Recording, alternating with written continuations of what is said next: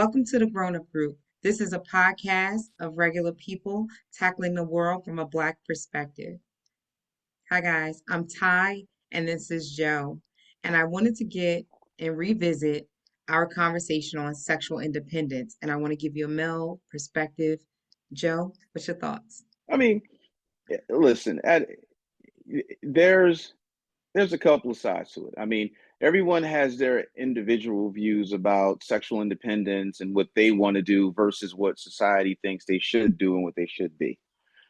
And me, I just look at it as, if I'm addressing someone that's a friend or a family member, female, Mm, you know, if you're an adult, I can't tell you what to do and what not to do sexually. It's not my place. mm, If we're not involved or we're not in that dating pool together, I listen, you live your life as you see fit.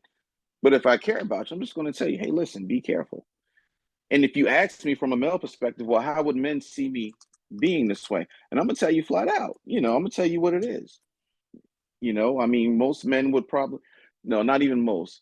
Some men may look at you and say, all right, well, if she's about that open, free sex life, then I can be about it too, and we can make it work. mm, But then you got some men who will take the moral high road and say, yeah, you're not somebody I see myself with. But if you just want to be out there doing this and that, we can do that together. But at the end of the day, I'm not going to put anything of value into you. mm, You know what I mean? Me personally, like I said, hey, listen, live your life, do as you see fit to do. You know what I mean? I don't think it's a place of any man to tell a woman or to a certain point judge a woman for how she chooses to live sexually. right. But even with that being said, individual, I have a right to say, hey, listen, I know how you live. I know how you like to get down, sexually, but I'm just going to tell you, I'm not somebody that I don't think we would gel together. You know what I mean? No judgment, no disrespect, but I have a right to say, morally, I don't think you're living the way I want a woman that I'm involved with to live. Right. That's fair You enough. know, Yeah. but I again, no do. judgment, no Right. disrespect. But then I do want to ask, do you believe that there's a double standard where men are Absolutely. freely able to do that and women get a label for doing that? And I think that's what the whole, independent sexually independence conversation comes from. Often at times if you see a woman that she's out there and she's just dating and not committed in a relationship, she's trying to find her person.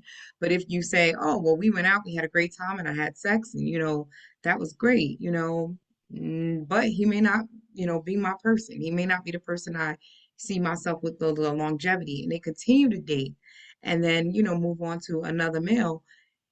Why is that such a stigma of nastiness or disgustingness when a man does it and it's like no No statement big made deal. or that's a man just being a man? Why is it so okay for a man to not give mentally and emotionally, but a woman is tied to that? And that's the part that I feel is a little unfair. That's the part that if I'm not calling you and begging you for your attention immediately, I'm in the wrong because I'm a woman. But if a guy Right. reverses that and 3 days go by and you don't hear from that gentleman, immediately he's like, oh, well, didn't work out for me. And he's off to the races with somebody else and may have Yeah. been for a while. Like, but it's not okay and it's not frowned. It's okay for him and it's not frowned upon But when it from comes that to women, it perspective. But definitely with is. women, it's like, she ain't nothing but a whore because she's out here dating. And it's like, that's what dating is supposed to be. And I think sometimes because of the femininity of it, of, I'm a person, I'm supposed to be the softness.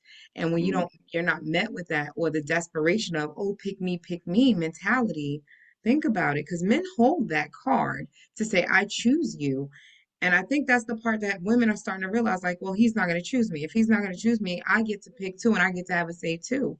I'm not going to pick or I'm not going to say, hey, I need to be with this individual. That's the part where it's like, that's a little relentless. That's a little daunting and a little tiresome because, if you're not the girl that get picked and you're just like, I'm out here dating. Why is it wrong for me to be dating and not have my sexual freedom and independence? What are your thoughts on that? That's the part that's a little unfair. Yeah, no, it's definitely a double standard.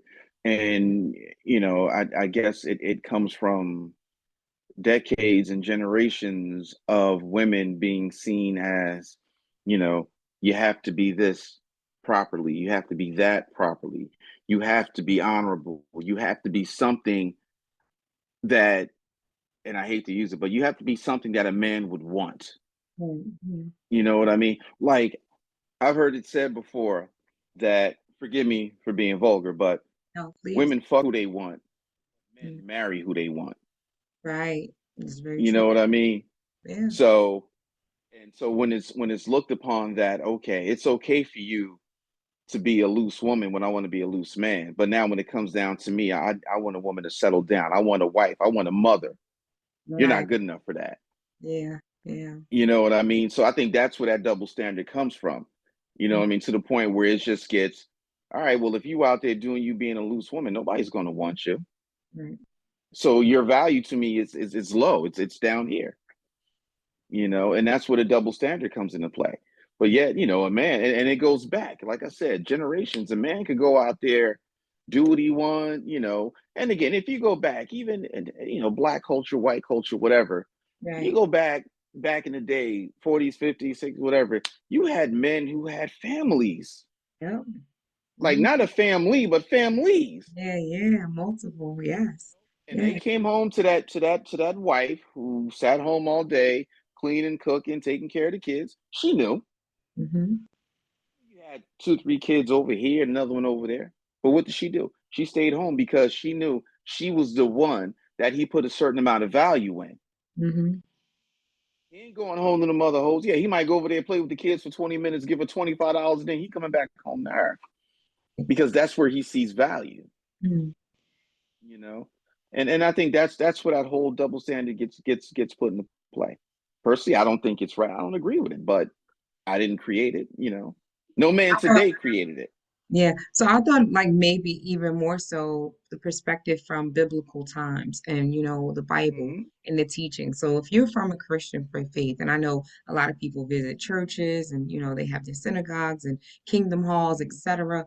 Like I think a lot of that stigma or a lot of that judgment comes from the Bible. A woman being held in high regard and Hmm. her being loose like the Jezebels of the world, that's chaotic and that's Sure. problematic.